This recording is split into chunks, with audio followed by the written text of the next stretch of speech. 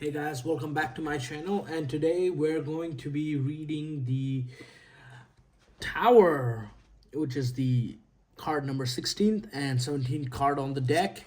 As you can see it over here, before us stands one of the most dramatic and transformative cards in the tarot, the Tower.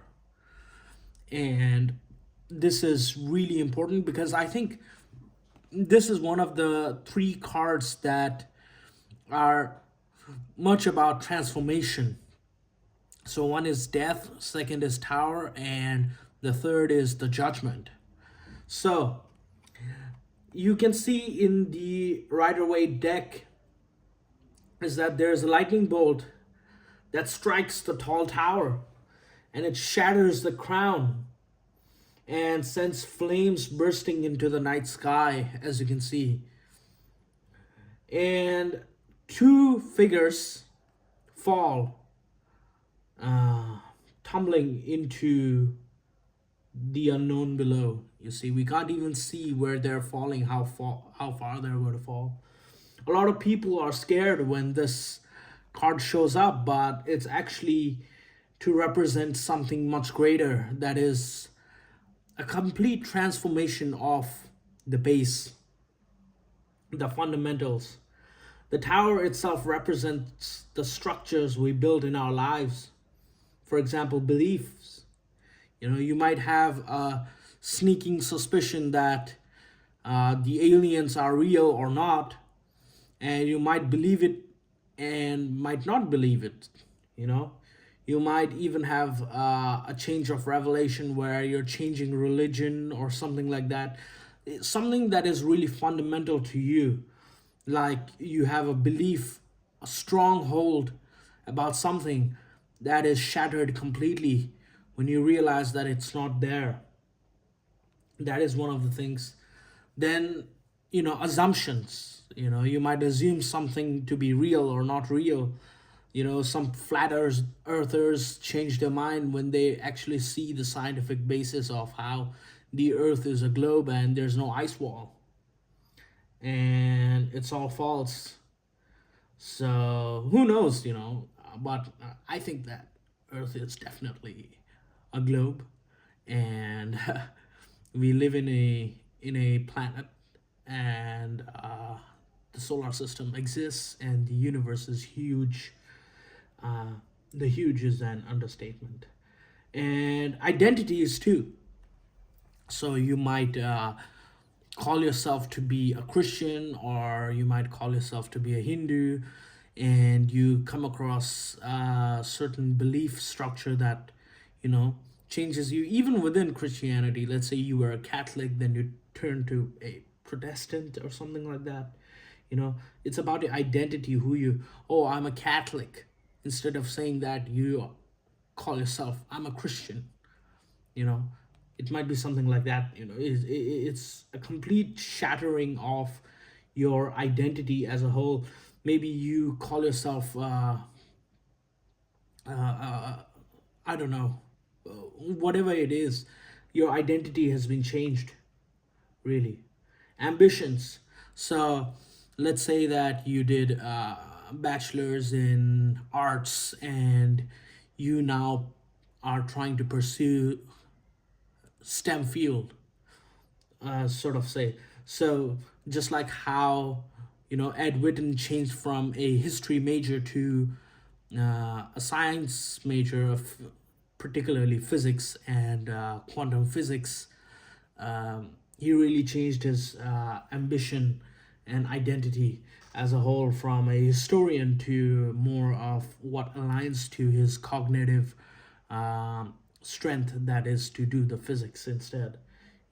So it can be positive in nature, in the sense that the two falling figures can be, sort of like your left and right brain, and it's on shambles completely, you see. And it might be ways of seeing the world where, you grow up in a small town house, and you never moved out of town, and you move into a big city, and all of a sudden you realize how different things are. So it's ways of seeing the world. It's beliefs assumptions, identities, ambitions, and ways of seeing the world, all of them are changed completely. And when these structures are built upon illusions, so let's say that your core foundation of your belief happens to be something made on a loose sand, and you didn't really put mental rigor into the belief that you had previously held, and suddenly a new paradigm comes and changes your whole point of view, you shift into another reality. And if it's based on pride, let's say you're proud of being let's say you are proud of being a Led Zeppelin fan, but then you started getting into groove and you listen to, let's say you are a metalhead and you start listening to Michael Jackson, the king of pop, and you realize that you like pop music too. It changes your identity from a hardcore metal lover. That doesn't mean that you uh, hate on metal bands, but let's say that you change your identity from a goth to something else. As you grow up, you realize how cringy that phase was. That can be one of the ideas. And if you have pride and you are proud of being that specific niche of person, and then it shatters completely, and there's a false certainty about what belief you truly hold. That can be a transformative phase through which you change through. So when this card pops up in your reading, life eventually exposes their weaknesses, you see.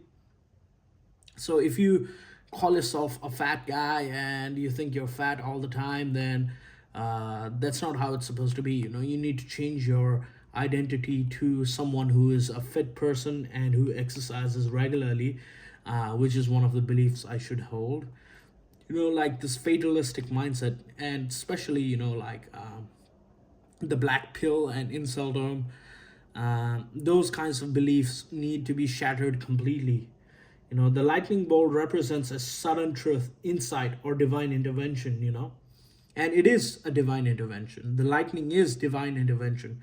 When you get a shock of life, like that is possible. How is it? That just happened. That means that like it breaks through what no longer is sustainable. The falling figures also represent experience of being forced to let go of old ways of thinking and living. While this process can be uncomfortable, it ultimately clears away what is false, that is so that something more authentic can emerge. So the tower often appears during periods of unexpected change, awakening, or major life transitions. It reminds us that what collapses was never a stable, it wasn't as stable as we believed.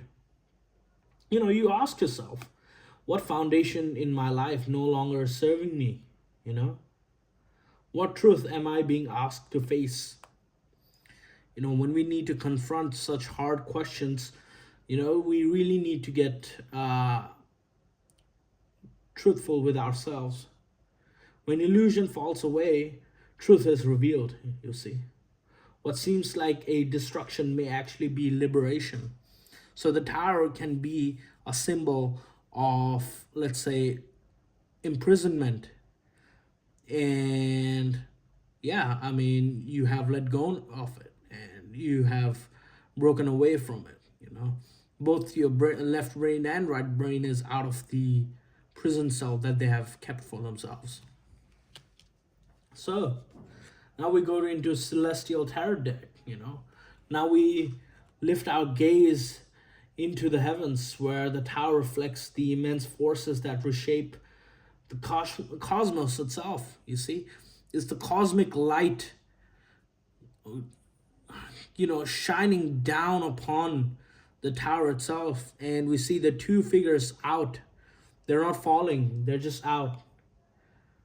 The tower represents moments where powerful energies disrupt existing patterns and create opportunities for transformation. You see, throughout the universe, stars explode, galaxies collide, and cosmic events reshape entire regions of space. What happens and what appears chaotic from one perspective often serves as the beginning of a new creation. The Tao reminds us that growth does not always occur gently. Sometimes change arrives suddenly, breaking apart old structures that have been become too rigid or restrictive, you see. This card teaches us that certainty can become a prison, you see. So the tower actually represents a prison, and the cosmic light falls just at the top, breaking it, and the people are out freed from this place. And below, what we can see, flowers everywhere, you see. And when we cling too tightly to familiar patterns, life may introduce unexpected events that force us to expand our understanding too. From the celestial perspective, you have to understand that the tower is not merely a crisis, it's a correction, a realignment with a larger order that may or may not be visible yet. You see, what outdated pattern is being disrupted? You ask yourself. How might this upheaval be creating a space for something greater? You ask yourself. Trust the larger process. What is breaking apart may be making room for a new constellation of possibilities. You see? So, there you go. And now, finally, we read the Book of Hours Tarot. Finally, we entered the sacred world, where the tower is viewed through the lens of medieval spirituality, humility, and divine wisdom. You see, there is no tower over here in this deck. This is Judas kissing Jesus for 40 pieces of silver. And you can see the Roman army recognizing Jesus over here. And this is what happened. This was the moment that changed everything, you see, because the Roman guards found out the identity of the Jesus when Judas kissed him. So this can represent, like there's a biblical story of the Tower of Babel, where human ambition exceeded the wisdom and resulted in collapse and confusion. John Bordicon really put power into this art, really describing the tower moment where everything collapsed. You see, this was the breaking point. This was the moment when everything happened within Christianity that changed like the entire story altogether.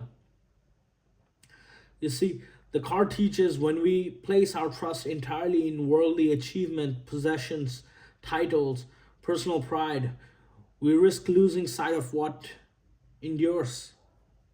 You see? And what did Judas got? Nothing.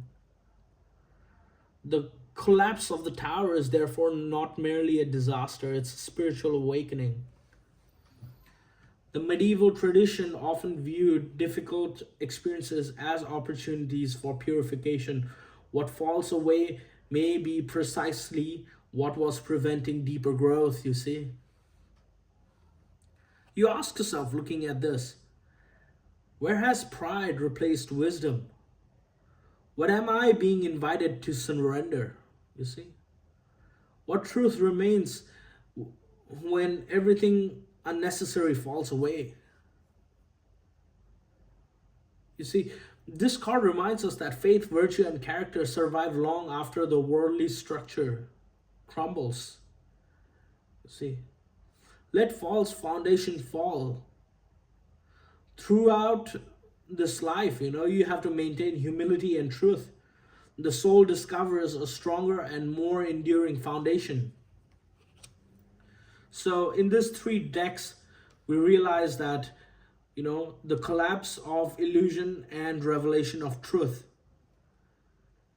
And the second card reveals us that the cosmic realignment and transformation through disruption. This is a disruption that happened to you in your life. And the book of Hours teaches us humility, spiritual awakening, and the wisdom that emerges when pride falls away.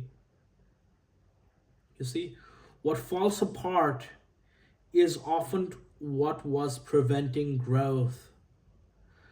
The tower does not arrive to destroy your life, it arrives to reveal what is real. So now we have the Earthed card from the Starseed Oracle deck. Learning how to be human in the world but not of it. How important that is. Let me read it now. The challenge for all souls having a human experience is to be in the world but not of it. To realize they are souls having a human experience, to be fully conscious of it. To have their soul fully embody their body. People's personalities tend to relate to either transcendence or immanence. Those who lean toward transcendence have a longing for the heavens and the metaphysical. They yearn for a personal experience with God and to be lost in the heavens. They're envious of the angels and are more comfortable praying and hanging out in the stars than on earth. Those who tend toward immanence have attached themselves more to earth and their body. They spend more time thinking about things in this physical world rather than connecting with the heavens or their own mystical inner worlds. Being a fully embodied soul, having a human experience means finding the balance between transcendence and immanence. Being in the world but not of it, you see. Most starseeds are drawn towards transcendence. They're more comfortable with the angels and the heavens.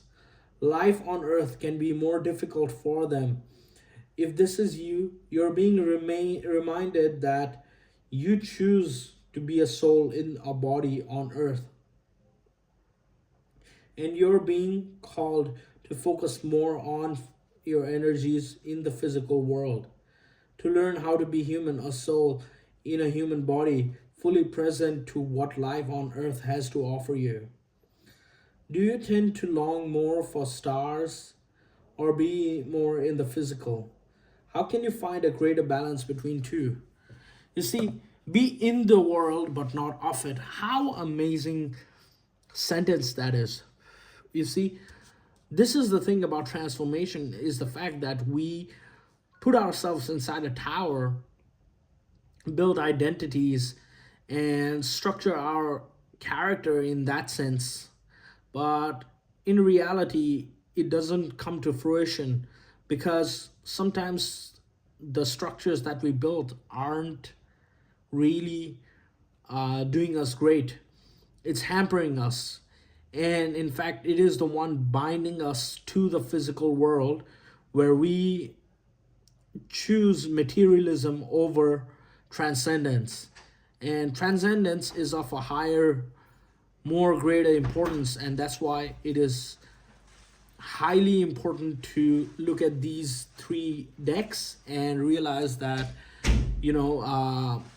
life is far greater than what you think it is to be. So thank you so much for my reading today and listening to it, and take care.